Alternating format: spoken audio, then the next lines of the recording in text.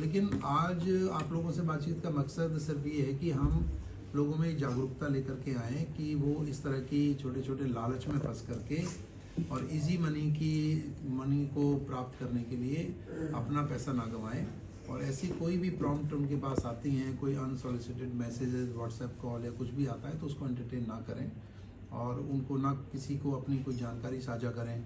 और हमने यहाँ पर आप लोगों के सामने कुछ डेमो भी हमने रखा था जिसमें कि वो किस तरह से आप अपना मोबाइल फ़ोन को चेक कर सकते हैं कि क्या आपके नाम से कितने मोबाइल फ़ोन रजिस्टर्ड हैं या यूज़ हो रहे हैं। आधार एनेबल्ड पेमेंट सिस्टम की यहाँ पर बात की कि किस तरह से आप अपने बायोमेट्रिक्स को सिक्योर कर सकते हैं जिससे कि उनका कोई मिसयूज़ ना हो। और भी यहाँ पे बात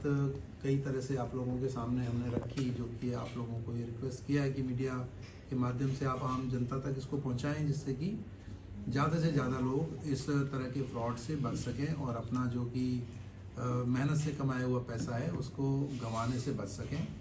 और वो खुद भी सुरक्षित रहें और बाकी अपने जो भी चाहे उनके परिवार के सदस्य हैं, चाहे वो बाकी उनके साथी हैं, उन सभी को भी इनकी जानकारी साझा करें और सभी को बताएं कि हमने ऑनलाइन बहुत सारी पेमेंट्स और सारे एक्टिविटीज़ हमारी आजकल हो रही हैं, तो उसमें हमें सुरक्षित सेफ कैसे रहना है, कैसे अपने आप को, चाहे वो 2 फैक्टर ऑथेंटिकेशन की बात है, वेरिफिकेशन की बात है, या कोई भी हमने किसी को अननोन के साथ कोई ग्रुप में नहीं ज्वाइन करना, कोई लिंक को नहीं क्लिक करना है, किसी तरह का कोई हमने ऐप नहीं डाउनलोड करनी है। और कभी कोई इस तरह की सिचुएशन आती है जिसमें कि आपको लगता है कि हाँ हम इसमें फंस सकते हैं या फंस गए हैं, तो तुरंत पुलिस को रिपोर्ट करें, उन मोबाइल नंबर्स को रिपोर्ट करें, उन लिंकेजेस को रिपोर्ट करें, तो पुलिस उसमें एक्शन लेगी। और भारत सरकार के और हरियाणा सरकार के स्तर पे भी बहुत सारी चीज़ें हो रही हैं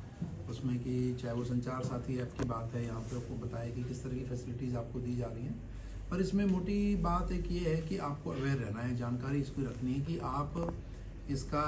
उनका टारगेट बन सकते हैं, उनका टारगेट नहीं बनना है, सावधानी बरतनी है, लालच में नहीं पड़ना है, इजी मनी की बात नहीं सोचनी है। और जो एक हमेशा हम आप लोगों के माध्यम से कहते हैं कि 1930 नंबर एक है 1930, कभी कुछ होता है तो तुरंत उस पर आप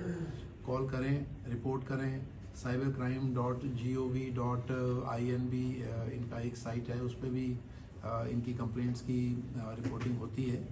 तो ये तमाम तरह की बातें आप लोगों के साथ साझा आज की हैं और मुझे लगता है कि इसका ज़रूर आम जनता की बात जाएगी तो वो ज़्यादा से ज़्यादा लोग अवेयर होंगे और अपना साइबर फ्रॉडेस्टर्स के चंगुल में आने से वो बचेंगे और अपना जो हार्ड अर्न मनी है उसको बचा पाएंगे। सर, आपने कहा कि लालच की जो बात है वो ज़्यादा आती है, लालच बुरी बला है, पहले से भी एक कहावत है, तो लोग लालच ना करें, इसको लेकर आप क्या अपील लोगों से करें? देखिए, इसमें तो अपील यही है कि लालच ना करें। इसको आप 1 बार 2 बार 3 बार बोल सकते हैं कि लालच नहीं करना है, इजी मनी पे नहीं जाना है। जब भी कोई ऐसा ऑफर आए तो ये सोचना है कि मैंने तो ऐसी कोई पॉलिसी जब कराई ही नहीं, या मैंने कुछ ऐसा किया ही नहीं, मैंने कोई पार्सल ऑर्डर किया ही नहीं, तो मेरे पास ऐसे कैसे आएगा। तो वो उसमें नहीं फंसना है, उसी लालच में। और कोई भी किसी भी परिस्थिति में कोई पेमेंट ट्रांसफ़र नहीं करनी है, ना अपनी इस तरह की कोई लॉगिन आईडी डिटेल शेयर करनी है, अकाउंट्स की डिटेल शेयर नहीं करनी है। तो ये चीज़ों का ध्यान रखना है और हमेशा दिमाग में यही सोचना है कि भाई ऐसा इजी मनी नहीं आता है, there are no free lunches as they say. तो उस पर कभी कोई बात है तो हमेशा उसको क्रॉस चेक करें, क्रॉस वेरीफाई करें और बिल्कुल सोच समझकर समझदारी से ही वो चीज़ें करें जिससे कि फाइनेंशियल फ्रॉड से बचा जा सके। Thank you sir.